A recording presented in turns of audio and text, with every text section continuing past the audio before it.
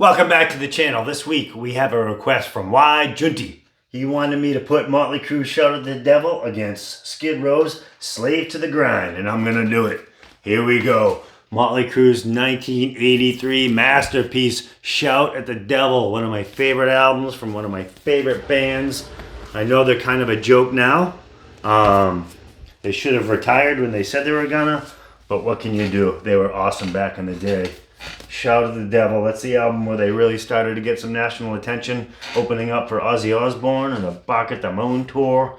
Lots of cool stories from that tour.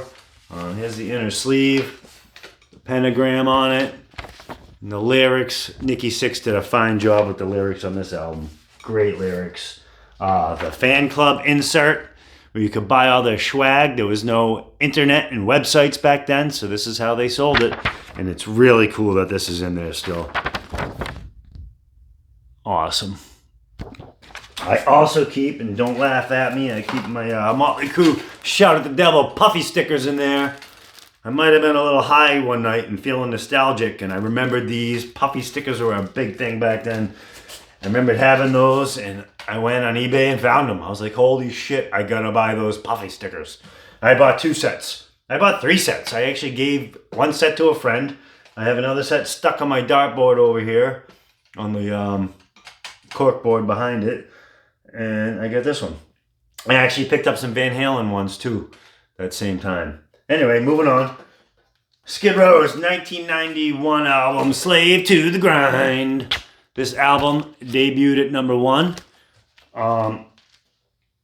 I like to say that just because an album debuts at #1, it's not necessarily a reflection of how good it is. That's usually a reflection of how good the album before it was. Unless the band is just massive and everything they're going to do is going to go #1. They had said this was the first heavy metal album to debut at #1. I would have to kind of disagree with that because I think it's more of a hard rock album. I know like metal was a little different back then. Shit wasn't as heavy. Like when this came out, this was fucking metal. Shout at the Devil. I don't know if you, I still think it's metal. It's obviously not thrash metal or death metal. It's hair metal, but it's metal. It's heavier. Like the riffs. It's got metal power chord riffs. And in 1983 when it came out, that was about as heavy as you could get. And I know Kill 'Em All had come out in 1983, but it was still pretty underground. At least for a mainstream band, they were about as heavy as you could get, I think. Yeah, Skid Row, Slave to the Grind. I'm going to rank both albums and then put the songs against each other in that order. Yeah, I think the first metal album to debut at #1 was actually Pantera's Far Beyond Driven. That was a metal album. Skid Row actually took Pantera out on tour with them to open up for this Slave to the Grind tour as well. But yeah, I'm going to rank the songs in each album and put them against each other and see how it goes, see which album wins. I think I know which album's going to win, but you never know. You never know what's going to happen. Slave to the Grind had 1 extra song on it. So I'm going to take off my least favorite song, which is Get the Fuck Out. That can get the fuck out of here. And we're going to start right off at the bottom. My least favorite song off this, not a bad song, is Bastard. Going against Mud Kicking Me Down. I'm going to give that to Bastard. I like this album. I love the first Skid Row album. I love the first Skid Row album. That's my favorite Skid Row album. I actually didn't even own this. I actually bought this. I had the CD back in the day. I bought it for this video. But yeah, that's 1-0 Metallica. Next up, God Bless the Children of the Beast. Bet you didn't know I sang like an angel. The instrumental for MOTLEY CRUE. Get some Hotel California vibes. Against Quicksand Jesus. So this album I kind of feel has too many ballads, if you ask me. Quicksand Jesus, Darkened Room, Wasted Time, too many. And although I usually don't give instrumentals too much praise, God Bless the Children of the Beast is gonna beat Quicksand Jesus. Next up, we got Shout at the Devil, the title track. In the Beginning / Shout at the Devil. I just counted them as one song. Going against Riot Act. Some people might be surprised that I put Shout at the Devil that far down the list, but it's a killer freaking album, and I still love Shout at the Devil, and it's going to beat Riot Act. I feel like a lot of the songs on this album are the same level. They're all decent songs, good songs. And I know a lot of people, this is their favorite Skid Row album. I just never got it. I don't hate it, I like it. I just really love that first album. I think this one's good with a few really, really good songs. Next up, Helter Skelter. Going against A Darkened Room. Helter Skelter. This is going to be blasphemy, but I like it better than the Beatles version. It's heavy, and I absolutely love this Motley Crue version of Helter Skelter. It just kicks ass, and it's going to kick Darkened Room's ass. That's 4-0. I was listening to it in A Darkened Room, and Sebastian Bach has an amazing voice.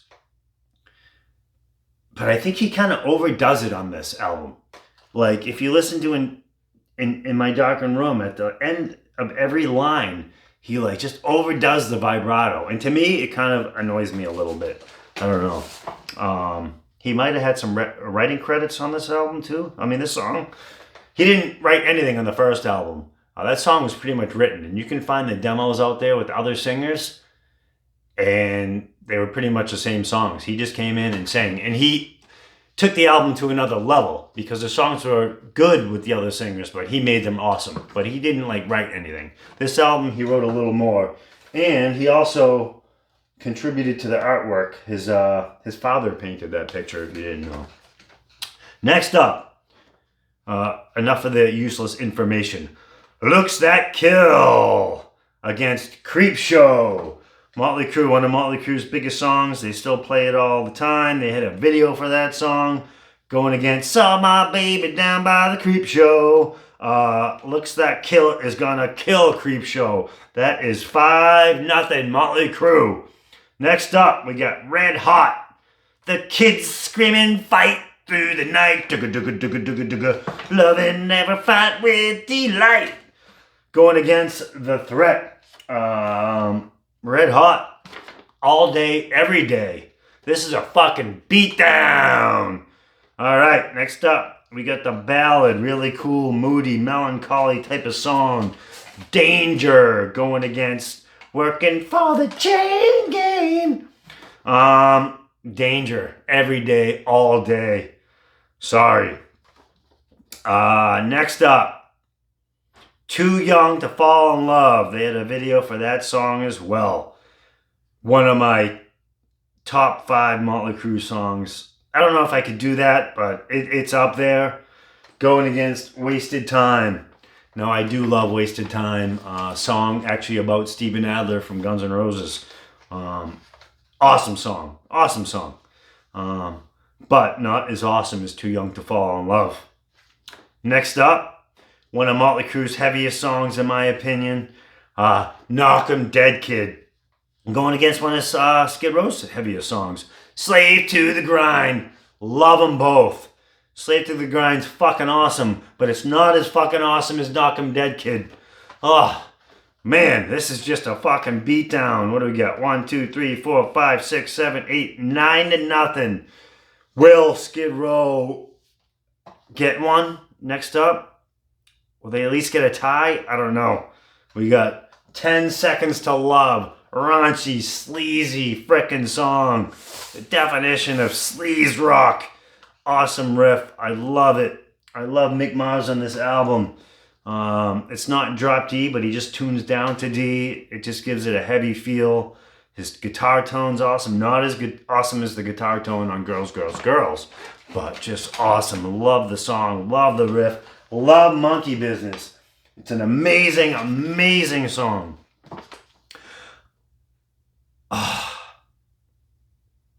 But I just like 10 Seconds to Love better. So that's it. Slave to the Grind just got fucking swept. Bring out the brooms. Again, it's not a bad album. It's got a few great songs. There's no bad songs. They're all just kind of decent rock songs, in my opinion.